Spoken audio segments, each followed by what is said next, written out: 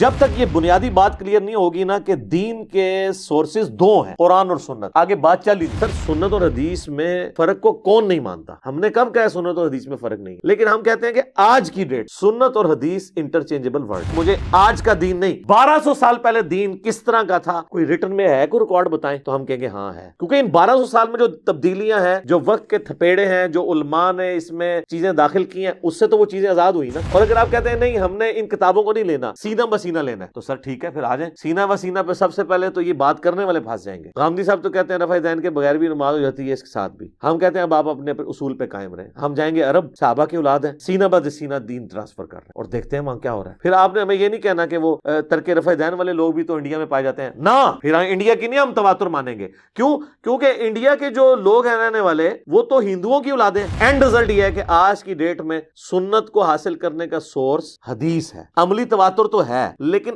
عملی تواتر صرف وہ والا مانا جائے گا جو اجماع امت ہے۔ اگر بنگلہ دیش کا عملی تواتر دیوبندیت ہے، ایران کا عملی تواتر شیعہ ہونا ہے، پاکستان کا عملی تواتر بریلوی ہونا ہے، اور سعودیہ کا عملی تواتر اہل حدیث ہونا ہے، تو پھر آپ کدھر جائیں؟ اجماع اور عملی تواتر تو وہ مانا جائے گا نا جس میں پوری امت کنسنسس کرتی ہو۔ مثلا نمازیں 5 ہیں، فرض رکعتوں کی تعداد 17 ہے، نماز قبلہ رخ ہو کے پڑھنی ہے، مردے کو قبلہ رخ دفنانا ہے، کنسنسس ہے۔ اب جہاں پہ اختلاف آئے گا پھر آپ کس کی بات مانیں گے؟ جس کی آواز اونچی ہے۔ تو جہاں پہ سنت میں اختلاف آ رہا ہوگا، پھر الٹیمیٹلی ہمیں حدیث کی طرف جانا پڑے گا کہ ایک وہ ریکارڈ ہے جو ہمیں ماں باپ نسل در نسل ٹرانسفر کرتے آئے ہیں اور ہر علاقے میں ڈیفرنٹ کرتے آئے ہیں، اور ایک وہ ریکارڈ ہے جو 1200 سال پہلے فریز ہوا تھا۔ اور آج اگر ہمیں ایسے لوگ مل جائیں جو وہی بات کر رہے ہیں جو 1200 سال پہلے فریز ہوئی تھی، تو ان کو فوقیت دی جائے گی بنسبت ان لوگوں کے کہ جن کا آج تک علم فریز نہیں ہو رہا، کبھی کچھ بات کرتے ہیں کبھی کچھ بات۔ اسی کو ہم اجماع امت بھی کہتے ہیں۔ وہ اتنی بڑی حجت ہے کہ اس کے مقابلے پر اگر ہمیں خبر واحد بھی ملے، کوئی صحیح حدیث بھی ملے، ہم اسے نہیں ایکسیپٹ کریں گے، ہم اس حدیث کو منسوخ تصور کریں گے، یا وہ حدیث صحت پہ اترتی نہیں ہوگی۔ یہ امام شافعی کا موقف ہے تواتر۔ لیکن یہ نہیں ہے کہ آپ کہیں جی چاند علماء کی یہ بھی رائے ہے لہٰذا اس سے یہ حدیث فارغ ہوگی، نہیں، تواتر ملے، سب کا کنسنسس ہو۔ بھئی آپ گراؤنڈ ریالٹیز پہ بات کریں کہ یہ چیز ہے، یہ عملی تواتر سے پوری دنیا کے مسلمان ٹرانسفر کر رہے ہیں، اور بخاری کچھ اور کہہ رہا ہے، مسلم کچھ اور کہہ رہا ہے۔ وہ مثال سامنے لے کے، اگر مثال نہیں ہوگی، ایک جنرل بات ہوگی، تو اس طرح تو کوئی رزلٹ نہیں نکلے گا۔ تو لوگوں کو دین سے متنفر کرانے والی بات ہے۔ آپ علیہ السلام نے فرمایا، صحیح مسلم کی حدیث ہے، کوئی شخص بائیں ہاتھ سے کھانا نہ کھائے، بائیں ہاتھ سے شیطان کھاتا ہے، تم کھانا دائیں ہاتھ سے۔ آپ کہتے ہیں مسلم شریف میں اتنے سخت الفاظ آ گئے، چھوڑ دیں۔ آپ ذرا مسلمانوں سے پوچھ لیں، دنیا میں کون سا مسلمان ہے جو کہتا ہے الٹے ہاتھ سے کھاؤ؟ یہ حدیث کی کتابیں نہ بھی ہوں، بخاری مسلم کی شکل بھی نہیں کسی نے دیکھی ہوگی، وہ بھی آپ کو بتا رہا ہوگا، وہ بھی اپنے بچے کو سکھا رہا ہوگا دائیں ہاتھ سے۔ عملی تواتر ہے۔ حدیثیں بخاری مسلم کی داڑھی پہ چھوڑ دیں۔ غامدی صاحب نے خود 80s میں ایک مضمون لکھا تھا کہ داڑھی شاہر اسلام ہے، جو ان کا رسالہ چھپتا تھا۔ اس وقت انہوں نے بڑے دلائل دیے، ان میں سے کئی دلائل اب بھی وہ مانتے ہیں۔ وہ یہ مانتے ہیں کہ تمام نبیوں کی داڑیاں تھیں۔ میں اس سے ایک سٹیپ آگے جاتا ہوں، دنیا میں تمام ریلیجس پرسنالٹیز کی داڑیاں ہوتی ہیں، نہ بھی رکھیں وہ مانتے ہیں، چاہے وہ کرسچنز ہوں، جیوز ہوں، ہندو بھی ایون۔ یہ جو ڈاکٹر ذاکر نائک کے ساتھ جس کا مناظرہ ہوا تھا، سری سری روی شنکر، اس کی زلفیں بھی ہیں، داڑھی بھی ہے۔ تو میرا یہ ماننا ہے کہ داڑھی کے مرد کے لیے شعار ہونے کے اوپر انسانیت کا اجماع ہے، مسلمانوں کا عملی تواتر نہیں، انسانیت۔ تو غامدی صاحب سے تو ہم معصومانہ سوال کریں گے کہ آپ سے پہلے داڑھی کے معاملے میں اس طریقے سے داڑھی کو ہینڈل کرنے کا یہ سنت طریقہ کب سے شروع ہوا ہے؟ صحابہ، تابعین، تبع تابعین کو اپنا ہم نوا ایک پیش کریں امت میں۔ امت تو ترغیب دلاتی آئی ہے اس حوالے سے۔ سنت جو ہے نا جی، وہ قرآن کی بھی حفاظت کر رہی ہے۔ یہ بڑا ثقیل جملہ ہے، لیکن اس بات کو سمجھیے گا، یہ قرآن ہم تک پہنچا کس طرح؟ نبی کریم صلی اللہ علیہ وسلم، نبی علیہ السلام سے آپ کو دے کے گئے تھے عملی تواتر، عملی تواتر سنت۔ قرآن کی اتھینٹسٹی کیا ہے؟ عملی سنت، عملی تواتر۔ اور مسلمانوں کا یہ عملی تواتر ہے کہ حج اور عمرے کا کرٹیکل جز ہے صفا مروہ کی صحیح کرنا، نہیں کریں گے آپ کا حج اور عمرہ مکمل نہیں ہوگا۔ لیکن قرآن کہہ رہا ہے کہ کوئی حرج نہیں اگر کر لو، تو آپ والا رزلٹ نکالا جائے تو مطلب تو یہی ہوا کہ نہ کرو تو بالکل فٹ۔ اچھا، یہی سوال لے کے صحیح بخاری میں آتا ہے، اما عائشہ کے پاس ایک بندہ آیا، اس نے کہا صفا مروہ کی صحیح تو کوئی ضروری نہیں ہے۔ تو آپ نے پوچھا کیوں؟ انہوں نے کہا قرآن میں لکھا ہے کہ اگر صفا مروہ کی صحیح کر لو تو کوئی حرج نہیں، مراد یہ ہے کہ یہ اضافی کام ہی ہے۔ انہوں نے کہا یہ اس طرح نہیں ہے، اگر قرآن میں لکھا ہوتا نا کہ صفا مروہ کی صحیح نہ کرو تو کوئی حرج نہیں، پھر تیری بات درست ہونی تھی، نہ آیا ہوتا تو۔ یہ بھی آپ عملی تواتر چیک کر لیں، دنیا میں آپ کسی شیعہ کے پاس بھی چلے جائیں، اس سے کہو تم مولا علی سے اتنی محبت کیوں کرتے ہو، تو وہ حضرت علی کے جب فضائل گنوائے گا تو وہ سٹارٹ، سنی کو تو ضرورت نہیں نا، وہ تو ہم سمجھتے ہیں کہ وہ پہلے ہی اس پیٹرن پہ ہیں، یعنی ہم سے مراد آپ لوگ شیعہ غلوب کرتے ہیں نا، تو وہ کیا کہے گا آپ کو؟ کہے گا کہ حضرت فاطمہ کے خاوند تھے، نبی علیہ السلام کے داماد تھے، حضور علیہ السلام کی نسل ان سے چلی ہے، ہر چیز کو رسول اللہ سے جوڑ رہا ہوگا نا۔ جی، آپ شیعہ کا بھی نعرہ دیکھیں محمد اور آل محمد، صلاۃ بر محمد و آل محمد، اللہم صلی علی محمد و علی آل محمد۔ آل علی تو کبھی بھی نہیں وہ کہتے، حضرت علی کو بھی رسول اللہ کی نسبت سے لے کے چل رہے ہوتے ہیں، تو ہم برابر نہیں کبھی بھی سمجھ رہے ہوتے۔ آج کی ڈیٹ میں دنیا میں جتنے بھی مسلمان ہیں، اکا دکا لوگوں کو چھوڑ کے، اکا دکا ظاہر ہے 1.5 ارب مسلمانوں کی آبادی میں اگر 2-3 ہزار بندے بھی جو ہے وہ کوئی اپنا نظریہ لے کے آتے ہیں تو اکا دکا شمار ہوں گے نا۔ اوور آل مسلمان چاہے سنی ہو یا شیعہ، یہ 2 بڑے ہی فرقے ہیں نا، وہ کیا دین کا سورس صرف قرآن کو مانتے ہیں یا قرآن کے ساتھ سنت کو بھی سورس مانتے ہیں، اور آج کی ڈیٹ میں اسی سنت کا جو ریٹن ریکارڈ ہے احادیث اس کو بھی مانتے ہیں؟ تو آپ کا جواب کیا ہوگا اس میں؟ جی ایسے ہی ہے نا، امت تو اسی طرح ہی چل رہی ہے، دونوں کو مان رہے ہیں۔ لہذا جب میں لکھوں گا وحی، تو وحی کے ساتھ اگر بریکٹ میں لکھتا ہوں قرآن پلس صحیح الاسناد احادیث یا سنت، تو یہ اس لیے لکھ رہا ہوں کہ یہ پوری امت اس کو وحی مانتی ہے، اس لیے کہ وحی کی 2 جو کیٹیگرائزیشن کی گئی ہیں وہ اسی سمجھانے کے لیے، وحی مطلوب اور غیر مطلوب۔ وہ وحی جس کی تلاوت کی جاتی ہے یہ قرآن، اور وہ وحی جو آئی تو اللہ کی طرف سے ہے لیکن اس کی تلاوت نہیں کی جاتی، وہ سنت کی فارم میں ہمیں ملی ہے، اور اس وحی کو قرآن بھی انڈورس کرتا ہے۔ الحج اشہر معلومات، حج کے مہینے سب کو پتہ ہیں، قرآن نہیں بتا رہا، تو سب کو جو پتہ ہے، مشرکین عرب کو بھی پتہ تھے، وہ مشرکین عرب کو جو حج کے مہینے بتائے تھے وہ ان کے بابوں نے بتائے تھے یا آسمان سے نازل ہوئے تھے کہ یہ حج کے مہینے ہیں؟ الٹیمیٹلی تو آسمان سے ہی نازل ہوئے ہیں نا، حج کسی نے ڈیوائز تو نہیں کیا پہلے سے، حضرت آدم سے بھی تو پہلے نہیں ہے نا، کہیں سے تو سٹارٹ ہوا ہے نا۔ جب پہلے بندے کو یہ بتایا گیا کہ یہ حج کے مہینے ہیں، اس بندے کو کس نے بتایا تھا؟ اللہ نے۔ تو جب اللہ سے بندے تک کوئی بات آتی ہے وہ وہی کہلاتی ہے، اور پیغمبر کے ذریعے ظاہر ہے۔ سورہ حج میں بھی آتا ہے کہ ہم نے ابراہیم علیہ السلام کو کہا کہ حج کے لیے ندا کرو، لوگ دور دراز علاقوں سے پتلے پتلے اونٹوں پہ سوار ہو کے تم تک پہنچیں گے۔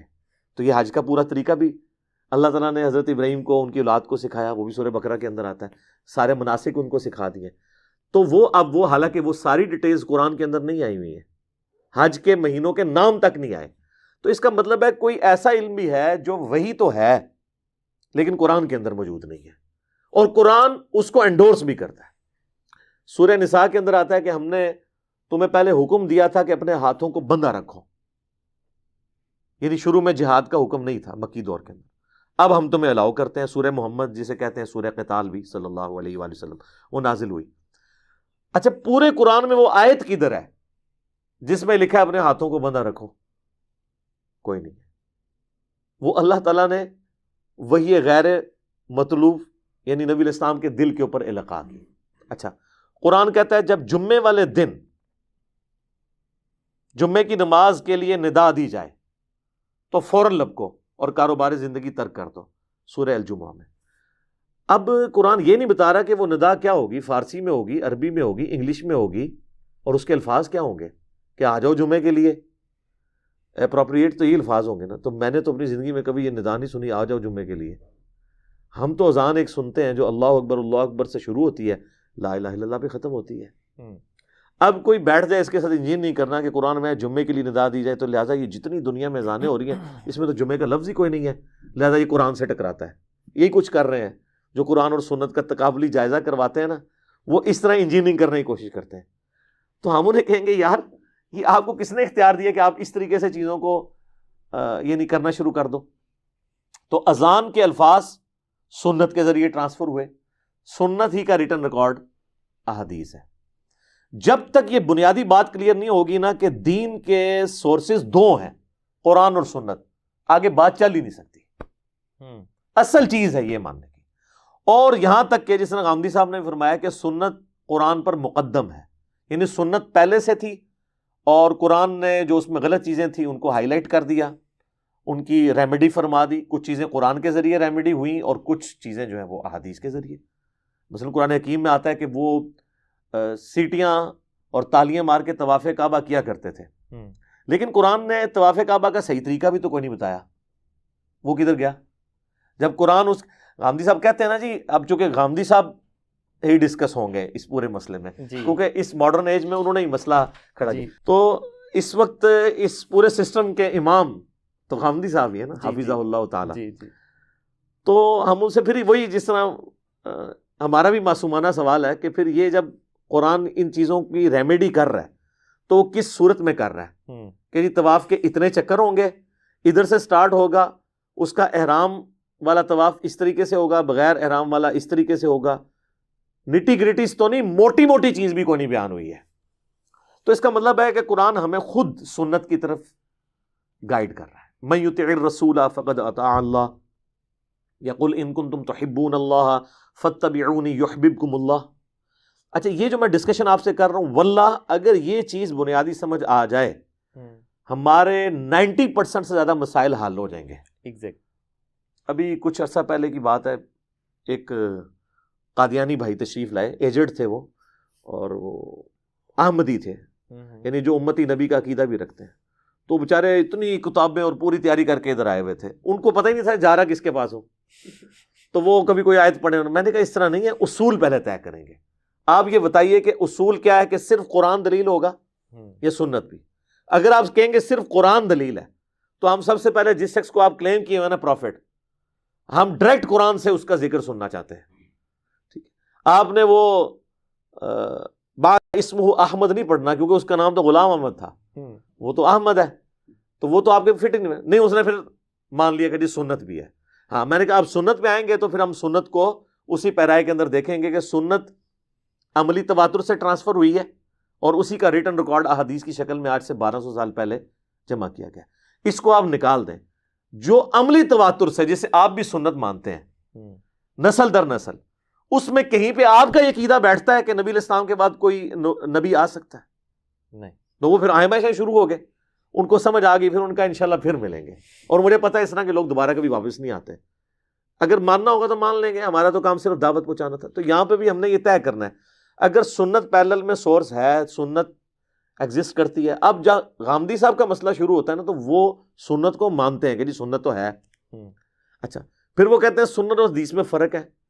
سر سنت اور حدیث میں فرق کو کون نہیں مانتا؟ ہم نے کب کہا سنت اور حدیث میں فرق نہیں ہے؟ لیکن ہم کہتے ہیں کہ آج کی ڈیٹ میں سنت اور حدیث انٹرچینجبل ورڈ ہے۔ کیوں؟ سنت نبی علیہ السلام کا طریقہ ہو، آپ نے کر کے دکھایا ہو، فرمایا ہو، آپ کے سامنے ہوا ہو، جسے وہ کہتے ہیں حدیث تقریری، حدیث قولی، حدیث فعلی، یہ سب کی سب چیزیں سنت میں۔ ایون صحابہ کرام اور ابن رضوان کا جو اجماع ہے جن باتوں کے اوپر، یا کسی انڈیویجول صحابی کی رائے ہے اور باقی صحابہ کی مخالفت نہیں پائی جاتی، یہ سب کی سب چیزیں سنت ہیں۔ اس لیے کہ صحابہ کرام کا جو سورس آف نالج تھا وہ نبی علیہ السلام کی مبارک ذات تھی۔ وہ اپنی ذات سے تو کچھ نہیں کہیں گے جب دین کے حوالے سے تعلیم کر رہے ہوں گے۔ اور اگر کوئی کہتا ہے کہ صحابہ کرام نے اپنی ذات کے اعتبار سے بھی دین میں کچھ انجیکٹ کیا ہے، تا وقت ہے کہ باقی صحابہ کے اقوال کی روشنی میں یہ بات ثابت نہ ہو جائے کہ کسی سے مس ہینڈل ہوا ہے، وہ الگ بات ہے۔ اوورآل جس کے اوپر کنسنسس ہے، اور آپ کہیں کہ سارے صحابہ نے کنسنسس کر کے دین میں ایک نئی چیز داخل کر کے امت کو دے دی ہے، تو اس کا تو مطلب ہے سر قرآن جو ہے جو دین لے کے آیا تھا 1400 سال پہلے، وہ صحابہ کے ساتھ ہی پھر ختم ہو گیا، بلکہ سب سے پہلے تو معاذ اللہ اس کو ختم کرنے والے صحابہ ہو گئے۔ تو ایسا نہیں ہے۔ تو سورس آف نالج قرآن اور سنت ہے، یہ دونوں سورسز ہیں، اور ان دونوں کو ملا کے ہم کسی منطقی انجام تک پہنچیں گے۔ یہ قرآن کا عیب نہیں ہے کہ اگر کوئی شخص سنت کو حجت مانتا ہے، یہ قرآن کا عیب نہیں ہے۔ قرآن ہی نے بتایا کہ سنت کی طرف جاؤ۔ اس کو میں سمجھاتا ہوں، ہم جب بچپن میں جن دنوں میں ہم نے میٹرک کی ہے 1992 میں، اس وقت تو یہ کیلکولیٹر استعمال کرنے کی اس طرح اجازت نہیں ہوتی تھی، تو لاگرتھم کی بک ملتی تھی، لاگ کے لیے ایک علیحدہ سے بک کھولنی پڑتی تھی، پھر آپ ویلیو ڈالتے تھے۔ اسی طریقے سے قرآن نے ہمیں سنت کی طرف گائیڈ کیا، حج کی طرف، نماز کی طرف، زکوٰۃ کی طرف ریفر کر دیا۔ وہ جس طرح لاگ کی بک علیحدہ تھی وہ سنت، اور وہ سنت ریٹن فارم میں آ گئی احادیث کی شکل میں۔ اب احادیث کے جو نسخے لکھے گئے آج سے 1200 سال پہلے، لوگ کہتے ہیں نہیں ہمیں کیا پتہ جی کہ وہ 1200 سال پہلے 1200 سال گزر گئے ہیں۔ اچھا ہم ایک معصومانہ سوال کرتے ہیں، بینگ این انجینئر، ایک وہ علم ہے جو 1200 سال پہلے فریز ہو گیا، اور ایک وہ علم ہے جو آج تک فریز نہیں ہو رہا۔ جو نیا مولوی آتا ہے وہ اپنی سنت جاری کر دیتا ہے. کوئی کہتا ہے جی یہ جو گرین پگڑی سنت ہے, کوئی کہتا ہے جی یہ براؤن پگڑی سنت ہے. اور یہ کتابوں کا کتنا احسان ہے اس امت کے اوپر, ان محدثین کا, کہ انہوں نے آج کی ڈیٹ میں تو 1200 سال کہہ رہا ہوں, ہو سکتا ہے مزید 1000 سال بھی گزر جائیں, کہ انہوں نے آپ کو ایک چھلانگ میں 1200 سال عبور کروا کے نبی الاسلام کہ پہلے 300 سال کا جو زمانہ ہے وہاں پہ پہنچا دیا کہ اس وقت تک کن چیزوں کو سنت مانا جاتا تھا, اور وہ انہوں نے ریٹن ریکارڈ میں رکھ دی. اور ایک وہ ہے جو ان 1200 سال میں جتنی تبدیلیاں ہوئی ہیں, ایڈ ہو کے کئی میجورٹی میں وہ لوگ چیزیں فالو کر رہے ہیں, اور وہ میجورٹی کی وجہ سے اتھارٹی بنی ہوئی ہے. تو جب ان کو پیش کیا جاتا ہے وہ نہ قرآن پہ پوری ہو رہی ہوتی ہے نہ حدیث پہ, تو ایک عام آدمی کا پھر یہی اپروچ ہوگی نا کہ یار مجھے آج کا دین نہیں, 1200 سال پہلے دین کس طرح کا تھا, کوئی ریٹن میں ہے, کوئی ریکارڈ بتائیں. تو ہم کہیں گے ہاں ہے, کیونکہ ان 1200 سال میں جو تبدیلیاں ہیں, جو وقت کے تھپیڑے ہیں, جو علماء نے اس میں چیزیں داخل کی ہیں, اس سے تو وہ چیزیں آزاد ہوئی نا. اور اگر آپ کہتے ہیں نہیں ہم نے ان کتابوں کو نہیں لینا, سینہ بسینہ لینا ہے, تو سر ٹھیک ہے پھر آ جائیں. سینہ بسینہ پہ سب سے پہلے تو یہ بات کرنے والے پھنس جائیں گے. غامدی صاحب تو کہتے ہیں رفع ذہن کے بغیر بھی نماز ہو جاتی ہے, اس کے ساتھ بھی. ہم کہتے ہیں اب آپ اپنے اصول پہ قائم رہیں. ہم جائیں گے عرب, صحابہ کی اولاد ہیں, سینہ بد سینہ دین ٹرانسفر کر رہے ہیں, اور دیکھتے ہیں وہاں کیا ہو رہا ہے. پھر آپ نے ہمیں یہ نہیں کہنا کہ وہ ترک رفع ذہن والے لوگ بھی تو انڈیا میں پائے جاتے ہیں نا. پھر انڈیا کی نہیں ہم تواتر مانیں گے. کیوں؟ کیونکہ انڈیا کے جو لوگ ہیں رہنے والے وہ تو ہندوؤں کی اولادیں ہیں. یعنی یہاں کوئی شخص یہ دعویٰ کر سکتا ہے سوائے سید کے کہ میں نسل در نسل ہمیشہ سے ہی مسلمان ہوں نبی الاسلام کے آنے کے بعد. تو پھر مجھے بتائیں کہ تواتر ان کا مانا جائے گا یا ان کا؟ اس کو پنجابی میں ایک مثال دی جاتی ہے کہ خالص دودھ بھینس کے نیچے سے ملتا ہے, گوالے سے نہیں. تو جہاں پہ گوالے دین لے کے آئے ہیں ان گوالوں کا دین ہم مانیں گے, یا ہم جو اوریجن ہے مکہ اور مدینہ اس کا مانیں گے نا؟ تو پھر مکہ مدینہ کو مانے نا. پھر وہاں پہ اور بحثیں شروع ہو جائیں گی. ہوتا یہ ہے کہ ایک اصول کے اوپر قائم نہیں رہتے, مصیبت ہمارے لیے کھڑی کر دیتے ہیں. تو لوگوں کو نظر آ رہا ہوتا ہے. تو یہ ریٹن ریکارڈ ہی ہے اس زمانے میں جو مرتب کیا گیا, اور نسل در نسل جو مسلمانوں نے سنت ٹرانسفر کی ہے اسی کا یہ ریٹن ریکارڈ ہے. باقی آپ نے یہ ایک علمی ڈسکشن ضرور ہو سکتی ہے کہ سنت اور حدیث میں فرق کیا ہے, کریں جتنا مرضی. اینڈ رزلٹ یہ ہے کہ آج کی ڈیٹ میں سنت کو حاصل کرنے کا سورس حدیث ہے. عملی تواتر تو ہے, لیکن عملی تواتر صرف وہ والا مانا جائے گا جو اجماع امت ہے. اگر بنگلہ دیش کا عملی تواتر دیوبندیت ہے, ایران کا عملی تواتر شیعہ ہونا ہے, پاکستان کا عملی تواتر بریلوی ہونا ہے, اور سعودیہ کا عملی تواتر اہل حدیث ہونا ہے, تو پھر آپ کدھر جائیں گے؟ اجماع اور عملی تواتر تو وہ مانا جائے گا نا جس میں پوری امت کنسنسس کرتی ہو. مثلا نمازیں 5 ہیں, فرض رکعتوں کی تعداد 17 ہے, نماز قبلہ رخ ہو کے پڑھنی ہے, مردے کو قبلہ رخ دفنانا ہے, کنسنسس ہے. اب جہاں پہ اختلاف آئے گا پھر آپ کس کی بات مانیں گے؟ جس کی آواز اونچی ہے. آپ نے خود ہی کہا کرائٹیریا ہوگا نا جی. ایک بندہ کہتا ہے جی کہ یہ جو ٹیبل ہے یہ 3 فٹ چوڑا ہے, ایک کہتا ہے یہ 3 کلومیٹر ہے, اور ایک کہتا ہے 3000 کلومیٹر ہے. تو جس 3000 والے کی اگر آواز اونچی ہوئی تو وہ جیت جائے گا. تو یا دوسرا طریقہ جی فیتا مار کے دیکھو کہ بھئی ٹیسٹ کیا, بالکل اس کا جو کرائٹیرین ہے اس کے اوپر اس کو جج کیا جائے. تو جہاں پہ سنت میں اختلاف آ رہا ہوگا پھر الٹیمیٹلی ہمیں حدیث کی طرف جانا پڑے گا کہ ایک وہ ریکارڈ ہے جو ہمیں ماں باپ نسل در نسل ٹرانسفر کرتے آئے ہیں اور ہر علاقے میں ڈیفرنٹ کرتے آئے ہیں, اور ایک وہ ریکارڈ ہے جو 1200 سال پہلے فریز ہوا تھا. اور آج اگر ہمیں ایسے لوگ مل جائیں جو وہی بات کر رہے ہیں جو 1200 سال پہلے فریز ہوئی ہوئی تھی, تو ان کو فوقیت دی جائے گی بنسبت ان لوگوں کے کہ جن کا آج تک علم فریز نہیں ہو رہا. کبھی کچھ بات کرتے ہیں کبھی کچھ بات. آپ صرف ایک چھوٹی سی مثال لے لیں, فرض نماز کے بعد اذکار جو ہیں ہر بندے نے اپنا شروع کیا ہوا ہے, جبکہ آپ احادیث کی کتابوں میں آئیں گے تو آپ کو وہ سنت اذکار ملیں گے. ہم نے باقاعدہ اس پہ پورے حوالوں کے ساتھ بلو اور گرین کارڈ لکھے ہیں. تو پھر آپ جج کر سکتے ہیں یار جو یہ بات کرتا ہے وہ ٹھیک کرتا ہے, واقعی یہ بات لکھی ہوئی ہے, اور یہ بات اس طرح نہیں اس طرح. تو لوگ اپنی لاجکس تو بہت ساری پیش کرتے ہیں. تو یہ سنت اور حدیث آج کی ڈیٹ میں بالکل ایک ہے, اگرچہ ان میں فرق پایا جاتا ہے. البتہ وہ سنت جو عملی تواتر سے ثابت ہے, جسے دنیا میں کوئی اور اختلاف نہ پایا جاتا ہو اس معاملے کے اندر, تو وہ اتنی بڑی حجت ہے, اسی کو ہم اجماع امت بھی کہتے ہیں. وہ اتنی بڑی حجت ہے کہ اس کے مقابلے پر اگر ہمیں خبر واحد بھی ملے، کوئی صحیح حدیث بھی ملے، ہم اسے نہیں ایکسیپٹ کریں گے، ہم اس حدیث کو منسوخ تصور کریں گے، یا وہ حدیث صحت پہ اترتی نہیں ہوگی۔ یہ امام شافعی کا موقف ہے، تواتر۔ لیکن یہ نہیں ہے کہ آپ کہیں جی چاند الماء کی یہ بھی رائے ہے لہٰذا اس سے یہ حدیث فارغ ہوگی، نہیں، تواتر ملے، سب کا کنسنسس ہو، ہم کہیں گے ہاں جی لے کے آئیں، اب بتائیں کون سی حدیث ٹکرا رہی ہے، ہم اس کو چھوڑ دیں گے۔ یہ پریکٹیکلی کوئی بات بھی تو سامنے آئے نا، تھریٹیکلی بات کرنے سے کبھی بھی ایشوز ریزالو نہیں ہوتے۔ ہوتا ہے کہ یہاں پہ لوگ علمی بحثیں کرتے رہتے ہیں، ٹی وی پہ بھی بڑا علم جھاڑتے رہتے ہیں، لوگ بھی سنتے ہیں، کہتے ہیں ماشاءاللہ کیا فراوانی ہے۔ بھئی آپ گراؤنڈ ریالٹیز پہ بات کریں کہ یہ چیز ہے، یہ عملی تواتر سے پوری دنیا کے مسلمان ٹرانسفر کر رہے ہیں، اور بخاری کچھ اور کہہ رہا ہے، مسلم کچھ اور کہہ رہا ہے، وہ مثال سامنے لے کے۔ اگر مثال نہیں ہوگی، ایک جنرل بات ہوگی، تو اس طرح تو کوئی رزلٹ نہیں نکلے گا، تو لوگوں کو دین سے متنفر کرانے والی بات ہے نا۔ اور پھر جب آپ وہ مثال دیں گے، پھر پہلے اپنی ڈاکٹرائن کلیئر کریں گے کہ میرا یہ سورس آف نالج ہے، میں ان چیزوں کو حجت مانتا ہوں، قرآن کو بھی سنت کو بھی، اب آپ آگے لے کے چلیں۔ یہ نہ ہم کوئی بات پیش کریں پھر کوئی اور اصول ماننا شروع کر دیں۔ تو سنت اور حدیث آج کی ڈیٹ میں ایک ہے، سنت عملی تواتر ہے، اجماع امت ہے، اور ہمارا یہ دعویٰ ہے کہ جو صحیح الاسناد احادیث میں کوئی ایک حدیث بھی ایسی نہیں ہے جو سنت اور اجماع کے خلاف ہو، بشرطے کہ وہ حدیث منسوخ نہ ہوئی ہو۔ ناسخ منسوخ تو قرآن کے اندر بھی آیا ہوا ہے۔ تو کوئی اگر پریکٹیکل مثال ہے تو سامنے لے آئیں، ہم اس کی بات کر لیتے ہیں۔ علی بھائی، آپ نے ابھی جو فرمایا اس سے میں نے یہ اخذ کیا ہے کہ جو تواتر اور لگاتار احادیث سے ثابت ہو جائے وہ سنت ہے۔ نہیں، حدیث کا محتاج ہی نہیں تواتر حدیث کا محتاج نہیں ہے۔ ہاں جی، میں نے یہ کہا کہ جو عملی تواتر مسلمانوں نے ٹرانسفر کیا ہے نسل در نسل بغیر کتابوں کے، وہ سنت ہے۔ وہ سنت ہے بشرطے کہ پوری دنیا کے مسلمان ایک بات کرتے ہوں۔ ٹھیک ہے، اگر مسلمان 50 باتیں کرتے ہیں اور سارے کہتے ہیں جی سانو ساڈے بزرگاں نے دسیا سی، ہم اس کو تواتر نہیں مانتے۔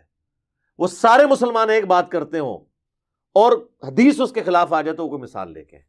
ٹھیک ہے، اب میرا سوال یہ تھا کہ آپ نے اپنے ریسرچ پیپر میں بریکٹ کے اندر یہ لکھا ہے وحی بریکٹ شروع تفاسیر اور صحیح احادیث بریکٹ بند کی حفاظت اللہ تعالیٰ نے فرمائی ہے۔ پہلی بات یہ ہے کہ یہ آپ نے جملہ ہی غلط بولا ہے، میں نے یہ نہیں لکھا ہوا، مجھے پتا ہوتا ہے میں نے کیا لکھا ہوتا ہے، میں نے وہی کچھ لکھا ہے جو میں نے بولا ہے۔ اور مثال کے لیے بھی ریسرچ پیپر میرے سامنے ہی، آلموسٹ ہر ریسرچ پیپر پہ ہی میں نے لکھا ہوا ہے۔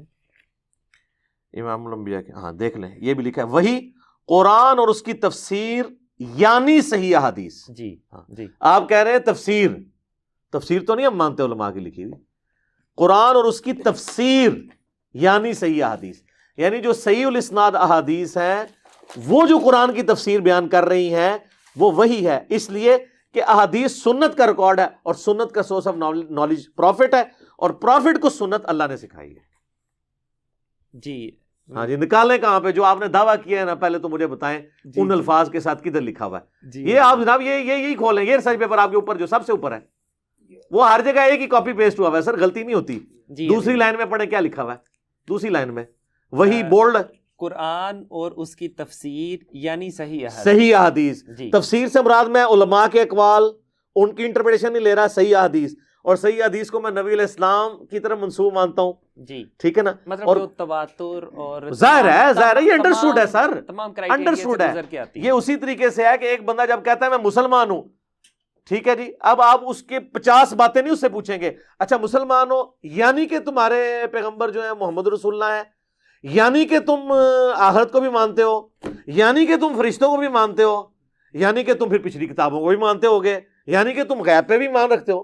یہ تو ایویں پہاڑی مدھاڑی مارنے والی گل ہے۔ ظاہر ہے جب یہ بندہ بات لکھ رہا ہے تو اس کا مطلب یہی ہے، قرآن اور اس کی تفسیر اور یعنی صحیح احادیث۔ ہاں جی، بالکل ٹھیک ہے۔ اچھا، اب ایک عام آدمی کے لیے علی بھائی، میں جو اکثر سوالات لوگ غامدی صاحب سے بھی کرتے ہیں کہ فار ایگزامپل، مثال کے طور پہ کدو کھانا سنت ہے، انگوٹھی پہننا سنت ہے، لباس جو ہے وہ اس قسم کا پہننا سنت ہے، اور تھوڑا سا کریٹیکل معاملے میں چلے جائیں تو داڑھی سنت ہے، کیا آپ ان چیزوں کو سنت اور تواتر یا قرآن کے مقابل ہی قرار دیں گے، یا یہ وہ سنت ہے جو احادیث میں تو موجود ہے؟ آپ کے بقول کے سنت اور احادیث، جو احادیث تواتر کے ساتھ ہمیں مل جائیں وہ سنت، یا جو عملی طریقہ ہے نبی کریم صلی اللہ علیہ وآلہ وسلم کا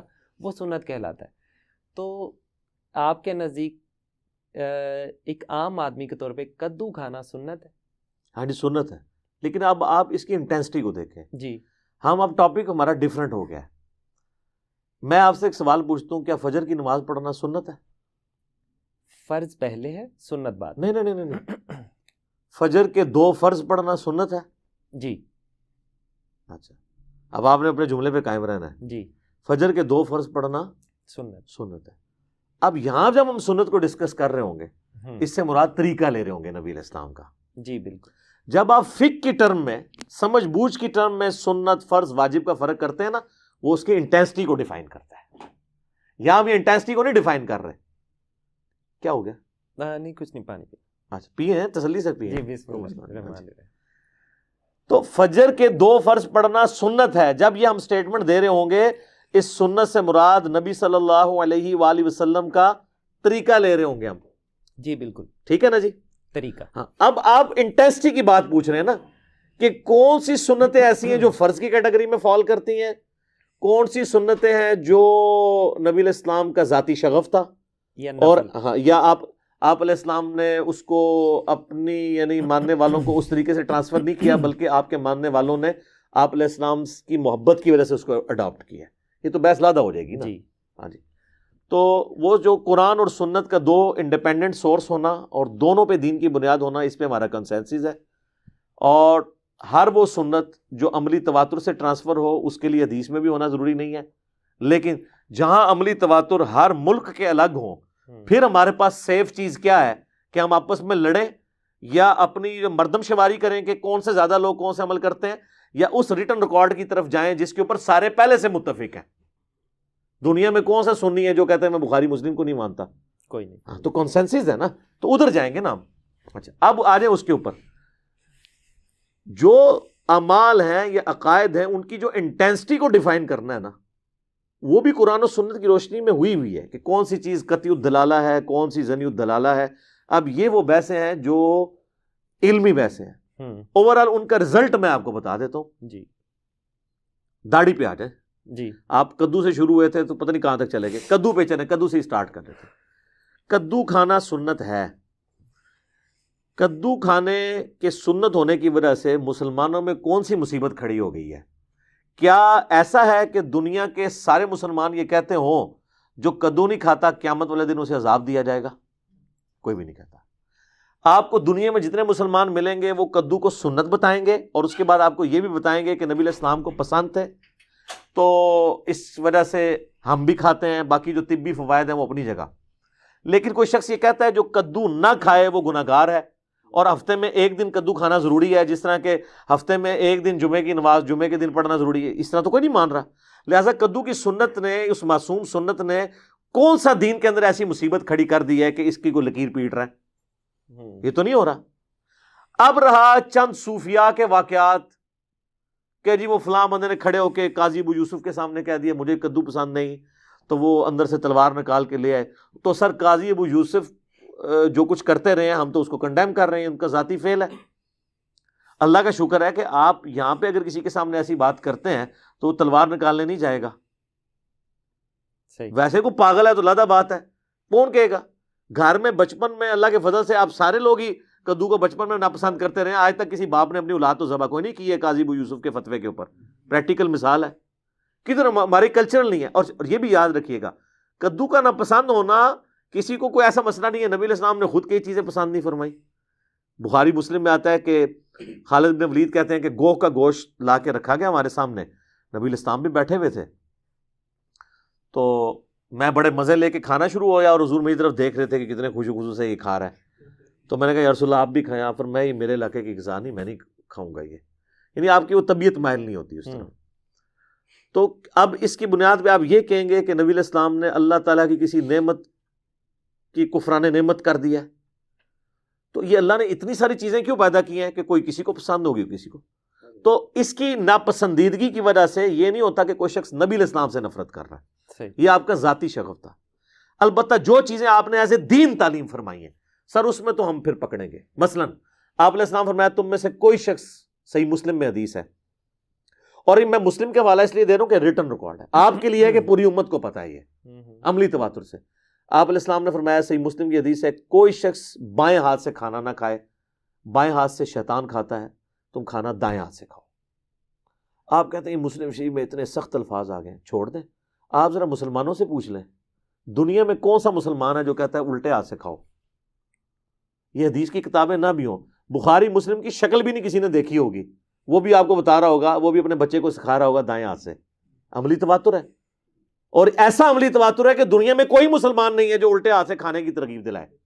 ہمیشہ بچے کو دائیں ہاتھ سے کھانے کی ترغیب دلائی جائے گی. مسلم شریف میں حدیث ہے. اگر اب کوئی اس کا مذاق اڑائے گا اور کہے گا میں اس کو نہیں مانتا, یہ فضول چیز ہے, پھر ہم کہیں گے اب یہ دین کے اوپر حملہ ہے, اور نبی علیہ السلام کی سنت میں حملہ ہے. اچھا, اسی طریقے سے نبی علیہ السلام ہر پسندیدہ کام دائیں طرف سے شروع کرتے تھے, لیکن کوئی بائیں طرف سے کرتا ہے سوائے کھانے کے تو آپ نے کوئی اس پہ قدغن نہیں کی. یا ایک اور چیز سنن ابن ماجہ میں ملتی ہے کہ دائیں ہاتھ سے لین دین کرو, شیطان بائیں ہاتھ سے کرتا ہے. وہ لین دین بھی یعنی آپ کسی نے پیسے دینے کو چیز لینی ہے, لیکن اگر کوئی ہے ہی لیفٹی ہے, اس کی بائیں بازو میں طاقت ہی نہیں ہے, تو اس کے اوپر شریعت تو یہ قدغن نہیں لگا رہی ہے. اب آگے آ جائیں, جو بخاری مسلم میں حدیث ہے کہ نبی علیہ السلام اپنے پسندیدہ کاموں کو دائیں طرف سے شروع کرتے تھے. یعنی کرتا پہننا ہے تو پہلے دائیں آستین پھر بائیں آستین, جوتی پہننی ہے تو پہلے دائیں پھر بائیں. تو انہوں نے بھی اس کو اسی طریقے سے تعلیم فرمایا کہ کرتے تھے.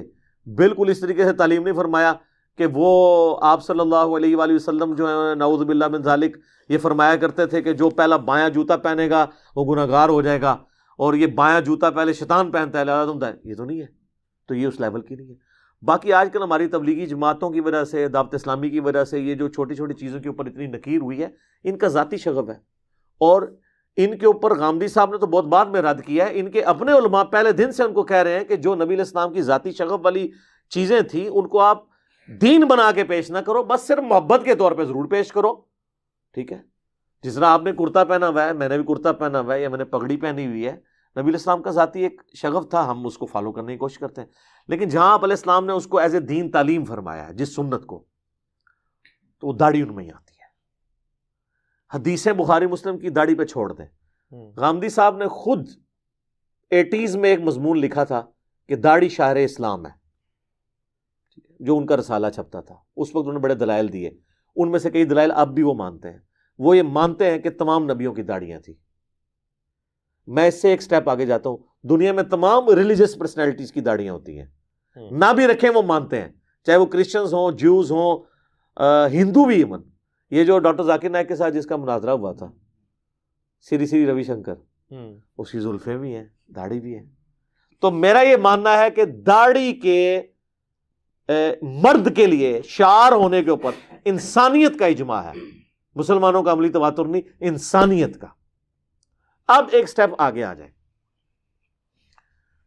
آپ یہ کہیں گے کہ جی ہندو یہ تو نہیں کہتے کہ جو داڑھی نہیں رکھتا وہ گناہگار ہوگا. ٹھیک ہے, اب ہمیں اس میں اسلام میں ہی آنا پڑے گا, کیونکہ ہندو تو کئی اور عقائد بھی ایسے رکھے ہوئے ہیں. اسلام میں اللہ کے فضل سے امت میں کبھی یہ موقف نہیں رہا کہ مرد داڑھی نہ رکھے تو خیر ہے, رکھنے کی ترغیب دلائی گئی. احادیث میں اسی کے چیپٹرز بنے, اور یہ وہ سنت ہے جو عملی تواتر سے آئی ہے. اور اس کا پریکٹیکل ثبوت یہ ہے کہ دنیا میں کسی مسلمان سے پوچھیں کہ مرد کو داڑھی رکھنی چاہیے نہیں, وہ نماز بھی نہ پڑھتا ہو, کلین شیو بھی ہو, وہ کہے گا رکھنی چاہیے. غامدی صاحب کے لیکچرز بار بار سن کے اس کی برین واشنگ ہو جائے, لادہ بات ہے. تو غامدی صاحب سے تو ہم معصومانہ سوال کریں گے کہ آپ سے پہلے داڑھی کے معاملے میں اس طریقے سے داڑھی کو ہینڈل کرنے کا یہ سنت طریقہ کب سے شروع ہوا ہے؟ صحابہ, تابعین, تبع تابعین کو اپنا ہم نوا ایک پیش کریں امت میں. امت تو ترغیب دلاتی آئی ہے اس حوالے سے. واجب فرضیت کی ہم بات نہیں کر رہے ہیں, سنت ہونے کی, اور سنت بھی ایز اے دین ہونے کی. ایز اے دین. اور ہم تو قرآن کی روح سے اسے فرض سمجھتے ہیں داڑھی کو. صحیح. طریقے کے طور پہ سنت مانتے ہیں, انٹینسٹی کے لحاظ سے مرد کے لیے فرض سمجھتے ہیں, کیونکہ جس طرح آپ نے کہا نا قرآن پرائورٹی پہ. تو قرآن میں واضح حکم ہے سورہ النساء آیت نمبر 119 میں وَلَآمُرَنَّهُمْ فَلَيُغَيِّرُنَّ خَلْقَ اللَّهِ. میں انسانیت کو ابھاروں گا کہ تیری بنائی ہوئی تخلیق کو، شیطان نے کہا تھا، وہ بدلیں گے. داڑھی مرد کی اگتی ہے، عورت کی نہیں اگتی. یہ مرد کی تخلیق ہے جو اللہ نے دی ہے. اس کو بدلنا شیطانی طریقہ ہے قرآن کی روح سے. اور یہ قرآن کی آیت میں بخاری مسلم کی وہ ساری احادیث فٹ ہیں جن میں نبی علیہ السلام نے داڑھی بڑھانے کا حکم دیا ہے. اب اس کے اوپر کاؤنٹر نیریٹو کسی نے کھڑے کرنا ہے تو ہمیں پہلے قرآن سے دلیل لا کے دے کہ قرآن میں ہو کہ جی مرد اللہ کی بنائی ہوئی تخلیق کو بدل سکتا ہے. اس میں اگر کوئی یہ پلی لے گا کہ تخلیق بدلنا اگر اسی طریقے سے ہی منع ہے تو پھر آپ ختنہ کیوں کرواتے ہیں، زیر ناف بال کیوں صاف کرتے ہیں؟ تو ہم کہیں گے کہ وہ بھی عملی تواتر اور اجماع سے اور بخاری مسلم کی درجنوں احادیث کی روشنی میں نبی علیہ السلام کا حکم ہے کہ 5 چیزیں فطرت سے ہیں: ختنہ کروانا، مونچھیں پست کرنا، اور اس کے بعد زیر ناف بالوں کو صاف کرنا، بغلوں کے بالوں کو صاف کرنا، اور مسلم شریف میں الفاظ ہے داڑھی بڑھانا بھی. تو یہ چیزیں فطرت ہیں، یہاں پہ یہ فطرت ہے اور اس کی حکمت ہے. ان بالوں میں پسینہ جمع ہوتا ہے. آپ داڑھی دیکھ لیں، اللہ نے ایسی جگہ اگائی ہے کہ یہاں پسینہ جمع ہو ہی نہیں سکتا، کیونکہ یہ پسینہ اسی کا جمع ہوگا اگر یہ ٹھوڑی اور گلے کا جوڑ یوں ہوتا ہے ہر وقت. اللہ نے اس کو ایسے علیحدہ رکھا ہے. اور داڑھی تو سر ساڑھی فطرت ہی اللہ نے رکھ دی ہے. یہ دیکھیں نا، یہ جوڑ اپنی اصلی حالت میں یہاں رہتا ہے. ہر بندہ ایسے تو نہیں ہر وقت رہ سکتا، تو پھر یہ بال بھی نہ کاٹنے پڑتے. یہ اللہ نے اس کو علیحدہ کیا ہے کہ اس میں جتنا ہی پسینہ ہے خشک ہو جائے گا. یہاں والا پسینہ خشک نہیں ہوتا، بدبو آتی ہے. اسی طریقے سے زیر ناف بالوں والی جگہ. تو یہ اللہ نے ہر چیز اپنی جگہ پرفیکٹ رکھی ہوئی ہے. ہم داڑھی کو فرض سمجھتے ہیں انٹینسٹی کے طور پہ قرآن کی روح سے، اس لیے کہ داڑھی منڈانا یہ اللہ کی بنائی ہوئی تخلیق کو بگاڑنا ہے. اور یہ عورتوں کی مشابہت ہے. بخاری مسلم میں حدیث ہے کہ ان عورتوں پہ لعنت جو مردوں کی مشابہت کریں، ان مردوں پہ لعنت جو عورتوں کی مشابہت کریں. اب رہ گئے داڑھی کی مقدار کتنی ہو. تو سر ہمارا یہ دعویٰ ہے کہ داڑھی کی مقدار کے اوپر اللہ کے فضل سے امت میں کبھی اختلاف نہیں رہا کہ جی داڑھی اگر کوئی چھوٹی کر لیتا ہے تو وہ حرام کا مرتکب ہے. پہلا بندہ شاہ اللہ دہلوی ہے المتوفی 1052 ہجری جس نے امت کو یہ پٹی پڑھائی ہے کہ مٹھی سے کم داڑھی جو ہے وہ حرام ہے. اسی پٹی کو لے کے احمد بریلوی صاحب چلے اور آج ہنگامہ لوگوں نے کھڑا کیا. ہمیشہ یہ بات ہوتی تھی کہ داڑھی مطلقاً مرد کے لیے فرض ہے اور سنت یہ ہے کہ مٹھی ہو.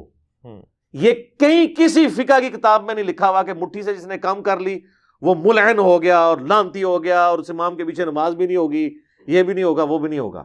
قطعاً نہیں، یہ کہیں بھی نہیں تھا. یہ انہوں نے آج کل شروع کیا. اسی ہم تو قائل ہیں جس طرح آپ کی داڑھی ہے، ان کی داڑھی ہے، ہم نے تو کبھی نہیں کہا کہ یہ داڑھی جو ہے وہ آپ حرام کے مرتکب ہیں. صرف یہ کہیں گے کہ اگر مٹھی ہوتی تو نبی علیہ السلام کے طریقے کے زیادہ قریب ہوتی. ابھی بھی نبی علیہ السلام کے طریقے پر ہی ہے، تھوڑا سا دور ہے.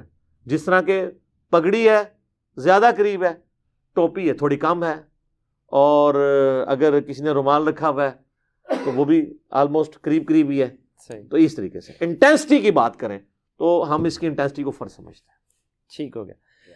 اچھا علی بھائی، اگر میں آپ کی گفتگو کو کنکلوڈ کرنا چاہوں تو میں یہ عرض کروں کہ غامدی صاحب کے نزدیک جو دین ابراہیمی ہے وہاں سے جو عملی تواتر چلا آ رہا ہے، جن اعمال کا، جن طریقوں کا، نبی کریم صلی اللہ علیہ وآلہ وسلم نے ان میں کچھ تجدید یا تصحیح کر کے اس کو جاری کر دیا. اس کو ہم سنت کہتے ہیں. ٹھیک ہے، لیکن آپ یہ کہہ رہے ہیں کہ اس میں جو نئی چیزیں شامل ہوئی ہیں، جو حدیث کے تھرو شامل ہوئی ہیں، یا جس کو ان صحاح ستہ میں شامل کیا گیا یا جو اور کتب میں شامل ہیں، وہ ان کو بھی آپ سنت قرار دے رہے ہیں. ہم تو کوئی نئی چیز نہیں مانتے کہ کسی محدث نے کوئی نئی چیز داخل کی ہے.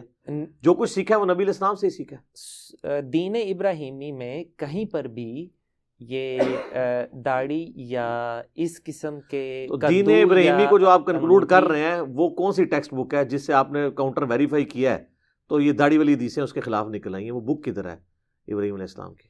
کہیں نہیں. وہ عملی تواتر. تو عملی تواتر میں نے پہلے کلیئر کیا ہے نا کہ دنیا کا کون سا مسلمان ہے جو کہتا ہے داڑھی نہیں رکھنی چاہیے؟ احسن عمل ہے سر نہیں، ایسا عمل نہیں. یہ بحثیں آج کی ہیں. آپ ابھی چلے جائیں لوگوں سے پوچھیں کہ کیا مسلمان مرد کو داڑھی رکھنی چاہیے, منڈانی چاہیے, اور وہ جو داڑھی موڑ بھی رہا گا اس سے پوچھیں کہ کیا تمہارا موقف ہے کہ تم غلط کر رہے ہو, یہ گناہ ہے. واللہ وہ کہے گا گناہ ہے, یہ بالکل جھوٹ بول رہے ہیں جو بھی بول رہا ہے. دنیا کا کوئی مسلمان اٹھا کے دیکھ لیں, وہ کہے گا گناہ ہے, اپنی نہیں رکھی ہوئی ہوگی. سر داڑھی اتنی بڑی سنت ہے اور اس کی اتنی طاقت ہے کہ داڑھی منڈا بھی کہتا ہے یار مجھ سے غلط ہو رہا ہے. کیوں نہیں اس طرح کہ نہیں؟ عام صاحب وہی لوگ تھے نا. ٹھیک ہے, میں نے سٹارٹ ہی پہلے لیا کہ میں عملی تواتر میں انسانیت کے اجماع سے شروع ہوں. پھر آپ مڑ مڑ کے وہ بات تو نہ کریں جس کا میں جواب کو دے چکا ہوں, ٹھیک, جو پبلک خود جج کرے گی. میں تو جس کو کہتا ہوں آخری درجے تک نا وہ گھر پہنچا کے آتا ہوں کسی کو. میں نے سٹارٹ ہی وہیں سے لیا تھا. صحیح. اب اس بات کی اگر لکیر پیٹنی ہے تو اس کا بڑا آسان طریقہ آپ کہیں گے جی یہ میرے پاس ریٹن ریکارڈ ہے سنت ابراہیمی کا جس کو امت تواتر سے مان رہی ہے اور اس کے خلاف ہے یہ بات. تو جب نہیں ہے ٹینٹ سے کھیڑو. ٹھیک ہو گیا. اس کا یہ مطلب ہے علی بھائی جو میں یہ سمجھاؤں کہ سنت ابراہیمی جو دین ابراہیمی ہے اس میں جو سنت کا کردار ہے اس میں تصحیح کے علاوہ نبی کریم صلی اللہ علیہ وسلم نے تجدید بھی کی. ہمیں اس سے کوئی غرض نہیں ہے, یہ دین ابراہیمی ہے. سر نہیں نا, یہ تو تب ہونا جب آپ کے پاس سنت ابراہیمی کا کوئی ریٹن ریکارڈ موجود ہو اور بعد والا ریکارڈ اس سے میچ کریں کہ اس کے جی 35 صفحے تھے اب 135 ہو گئے. جب ایک چیز ایگزسٹ ہی نہیں کرتی آج کی ڈیٹ میں تو یہ علمی شہوت پوری کرنے والی بات ہے نا. اینڈ رزلٹ یہ ہے, آپ چاہے اس کو ویسے کہہ لیں یا ایسے کہہ لیں, دین ہوا جو محمد رسول اللہ نے ہمیں سکھایا. ہمیں اس سے کوئی غرض نہیں ہے کہ وہ ابراہیم نے دیا تھا نہیں دیا تھا, ہمیں اس سے کوئی غرض نہیں ہے. ہمیں یہ ہے کہ نبی علیہ السلام نے جو دین سکھایا اس میں پہلے 35 صفحے سے وہ 70 ہوئے یا 35 کے 35 رہے یا 35 کے 34 ہو گئے. اینڈ رزلٹ کو دیکھیں نا کیا ہے. اینڈ رزلٹ یہ آج کی ڈیٹ میں کہ دین وہ ہے جو محمد رسول اللہ نے ہمیں سکھا دیا. یہ ایک علمی بحث ہو سکتی ہے کہ آپ یہ کہنا شروع کر دیں کہ نبی علیہ السلام کی پڑنانی کا یہ نام تھا اور ان کے پڑنانے کے ساتھ شادی فلاں جگہ پہ ہوئی تھی اور فلاں نے رشتہ طے کرایا تھا. تو یہ علمی شہوت ہے نا, اس کو میں نے نام اس کے لیے میں نے ٹرم ڈیوائس کی علمی شہوت. خام خواہ کی بحث ہے, وہ اینڈ رزلٹ پہ آؤ. اینڈ رزلٹ یہ ہے, یہ ایک بندہ کہتا ہے جو فلاں جگہ جو ہے وہ فلاں جگہ پہ وہ 3 نمازوں کا طریقہ لکھا ہے, فلاں 2 لکھا ہو. یار اینڈ رزلٹ یہ ہے کہ پوری امت 5 نمازیں مانتی ہے. صحیح, دیٹس آل. وہ کیسے آئی؟ اچھا جی مغرب میں وہ 3 رکھتے کیوں ہیں جی؟ قصر, باقی سب قصر ہے, مغرب کی قصر کیوں نہیں ہوتی ہے؟ تو ہم ان ساری باتوں کا جواب کیا دیتے ہیں کہ نبی اسلام نے تعلیم فرمایا. کیا میرے پاس کوئی ریکارڈ ہے کہ حضرت ابراہیم علیہ السلام نے مغرب سے پہلے 2 نفل پڑھے تھے یا بعد میں پڑھے تھے؟ کوئی ریٹرن نہیں ہے نا. جب ایک چیز ایگزسٹ ہی نہیں کرتی تو ایسے کیوں ٹامک ٹوئیاں ہم کر رہے ہیں؟ اینڈ رزلٹ یہ جو ہمارے پاس دین موجود ہے جس فارم میں نبی علیہ السلام نے امت کو ٹرانسفر کیا, دیٹس آل. ٹھیک ہو گیا. پرابلم اس وقت کھڑی ہوگی جب آپ کہیں کہ قرآن میں سنت ابراہیمی یہ لکھی ہوئی تھی, حدیثیں یہ بتا رہی ہیں, یہ دیکھیں بالکل اپوزٹ ہے. کوئی شے کڈو نا باہر, کوئی پریکٹیکل مثال لے کے آؤ نا, علمی شہوت نہیں, پریکٹیکل مثال 1 پوائنٹ ایجنڈے کے اوپر. داڑھی تھا میں نے اس کو کلیریفائی کر دیا, اور کوئی چیز لے, کدو کو بھی میں نے کلیریفائی کر دیا. جو پریکٹیکل مثال علی بھائی وہ میں ابھی آپ کے سامنے رکھنے لگا. ہاں رکھے. آپ کے کافی لیکچرز میں, تقریباً سبھی لیکچرز میں آپ نے یہ ایک فکرہ کوڈ کیا ہے کہ ایمان کا لٹمس ٹیسٹ ہے حضرت علی, مولا علی رضی اللہ تعالیٰ عنہ پر ایمان. جو ان سے محبت رکھے گا وہ جنتی ہے, جو بغض رکھے گا وہ منافق ہے. تو میں یہ پوچھنا چاہ رہا ہوں کہ یہ ان احادیث اور سنت اور انہی کہ جو صحائح ستہ کی کتب ہیں انہی کے تھرو ہی آپ نے یہ رزلٹ نکالا ہے کہ حضرت علی رضی اللہ تعالیٰ عنہ, مولا علی رضی اللہ تعالیٰ عنہ پر ہی جو ان کو مانتا ہے یا محبت رکھتا ہے اس کا ان سے یہی لٹمس ٹیسٹ ہے, ان سے محبت رکھنے کا ہی جو کرائٹیریا ہے وہی ایمان کا ٹیسٹ ہے. تو میں یہ پوچھنا چاہ رہا ہوں کہ قرآن میں جو کافی جگہوں پر اگر ہم اس کا تذکرہ کریں تو سورۃ العصر میں اگر کنکلوڈ کیا جائے تو وتواصوا بالحق وتواصوا بالصبر, تو اس میں تو پورا قرآن آپ شروع سے اینڈ تک پڑھ جائیے تو کہیں پہ بھی حضرت علی رضی اللہ تعالیٰ عنہ کا ذکر نہیں ہے. آپ اس کو ایمان کا لٹمس ٹیسٹ قرار دے رہے ہیں. مجھے یہ سمجھ نہیں آتی ہے کہ آپ احادیث اور سنت کو آپ چاہے اس کو صحیح احادیث قرار دے دیں, احسن قرار دے دیں یا بخاری مسلم کچھ بھی ہو, لیکن ایمان کے لیے آپ حضرت علی رضی اللہ تعالیٰ عنہ کو ان کی محبت کو ایمان کا لٹمس ٹیسٹ قرار دے رہے ہیں، یہ حق آپ کو کس نے دیا؟ ہاں جی میں بتاتا ہوں. پہلی بات ہے کہ یہ آپ نے جو کہا نا کہ ایمان کا لٹمس ٹیسٹ صرف حضرت علی کی محبت ہے، تو یہ میں نے کبھی نہیں کہا. یہ لٹمس ٹیسٹ جتنے ہیں ان میں سے ایک ہے، صرف حضرت علی نہیں. میں نہیں بیان کیا کہ بخاری مسلم میں حدیث ہے کہ صرف مومن ہی انصار مدینہ سے محبت رکھے گا اور منافق ہی ان سے بغض رکھے گا. ٹھیک ہے، تو یہ صرف والی بات تو میں نے کبھی نہیں کی ہے. اس سے اگر کوئی یہ رزلٹ نکالے کہ آپ نے جو کوئی حضرت علی کی محبت کو ایمان کا ٹیسٹ کہا لہٰذا ختم نبوت ایمان کا ٹیسٹ نہ ہوئی، تو بندے آپ پہ ہنسیں گے نا کہ یہ آپ نے رزلٹ کیسے نکال لیا. ٹھیک ہے، یا کوئی شخص ختم نبوت کا عقیدہ بیان کر رہا ہو تو آپ کے اچھا آپ نے ایمان ختم نبوت سمجھ لیا ہے، مرنے کے بعد جی اٹھنے کو نہیں آپ مانتے، تو کب کہا کہ نہیں مانتے؟ سوال یوں بنتا ہے کہ اس کو بھی ایمان کا ٹیسٹ قرار دیا صحیح جس طرح اور ہے. حضرت علی تو سر حدیثوں کو چھوڑ دیتے ہیں ہم.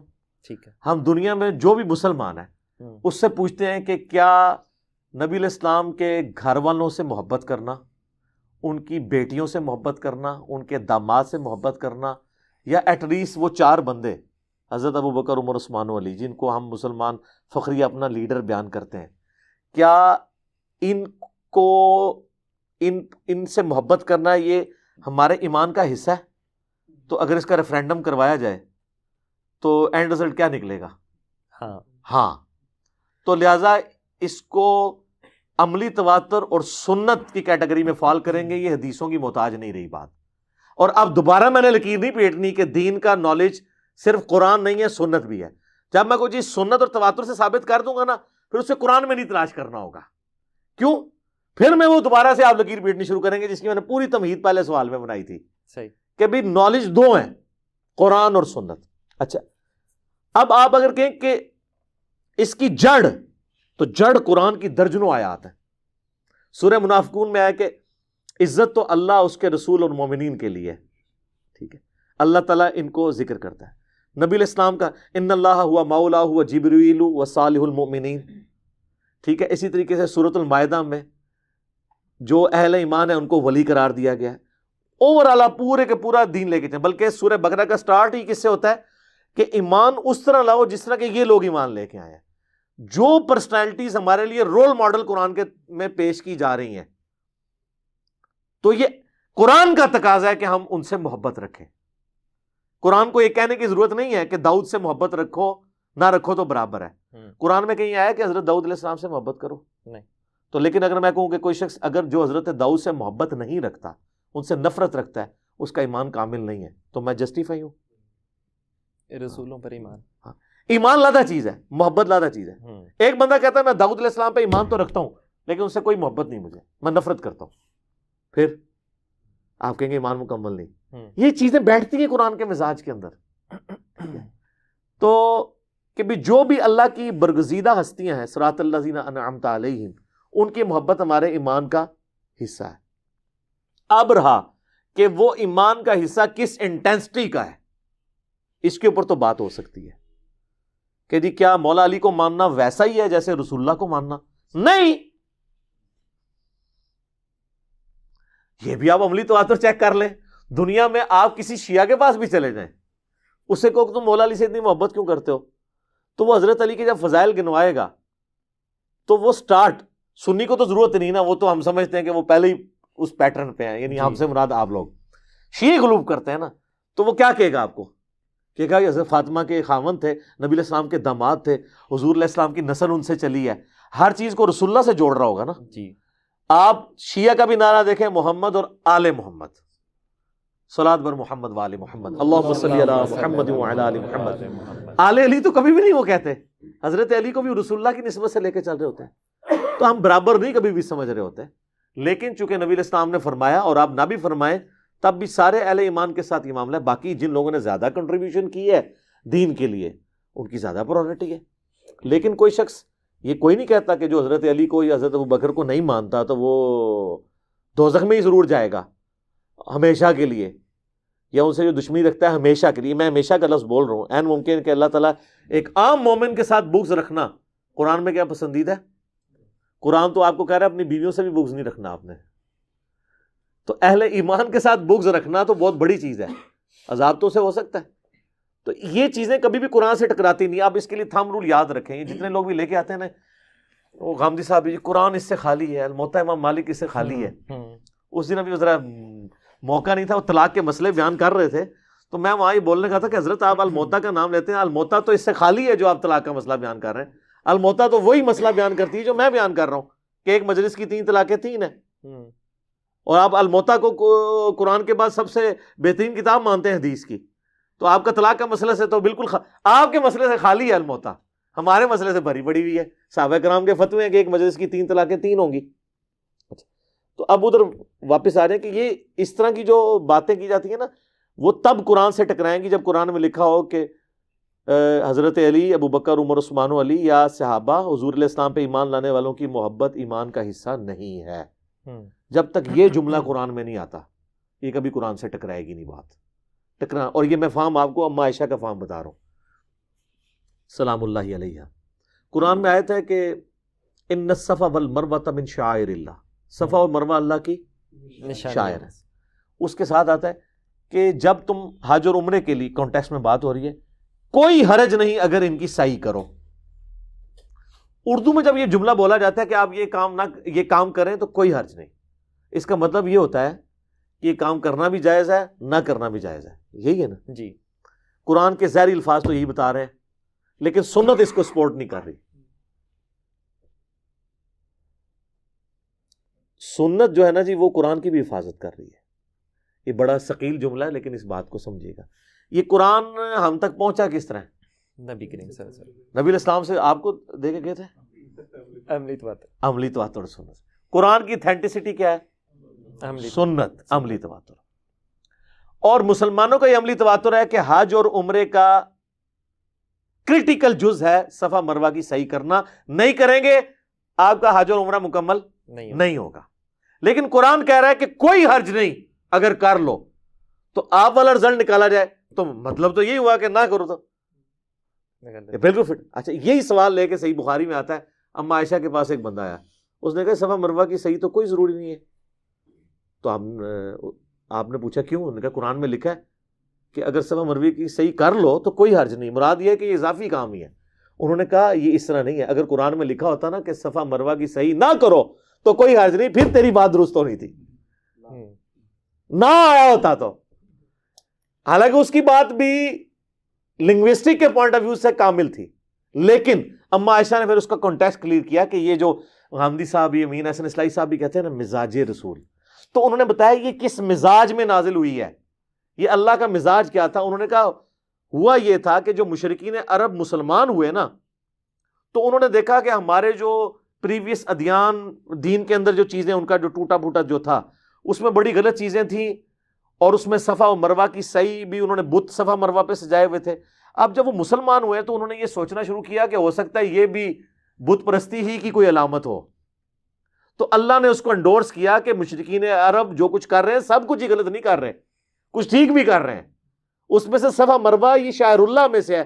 اگرچہ صفا اور مروہ پہ انہوں نے بت سجا دیے ہوئے ہیں, لیکن یہ سیدنا ابراہیم علیہ السلام کی بیوی کی یاد دلاتے ہیں اس عمل کی جو تورات کے اندر ڈیٹیل سے آتا ہے. بخاری میں بھی اشارتاً ذکر موجود ہے, وہ جو دوڑی تھی. تو اس لیے ان کو کہا گیا کہ کوئی حرج نہیں کرو. یہ وہ نہیں ہے جو تم سمجھ رہے ہو, یہ اسلام کا حصہ ہے. حرج نہیں سے مراد یہ نہیں تھا کہ کر لو تو ٹھیک, نہ کرو تو کوئی حرج نہیں. یہ حرج نہیں کی انٹینسٹی آپ کو بخاری سے پتہ چلی ہے. قرآن تو بالکل خالی ہے اس سے, یہ انٹینسٹی سمجھانے سے کہ یہ کیوں کہا گیا کہ کوئی حرج نہیں. اچھا, اب اس سے آگے چلیں آپ. ہاں جی علی بھائی عزیزم, میں یہ عرض کر رہا تھا کہ آپ کی جتنی بھی ویڈیوز دیکھی جائیں, جتنی بھی ریکارڈنگز یوٹیوب پہ آپ کے چینل پہ دیکھی جائیں, آپ نے یہ فرمایا ہے کہ علی سے محبت نہیں رکھے گا مگر مومن, علی سے بغض نہیں رکھے گا مگر منافق. صحیح مسلم کی حدیث آپ نے کوٹ کی ہے.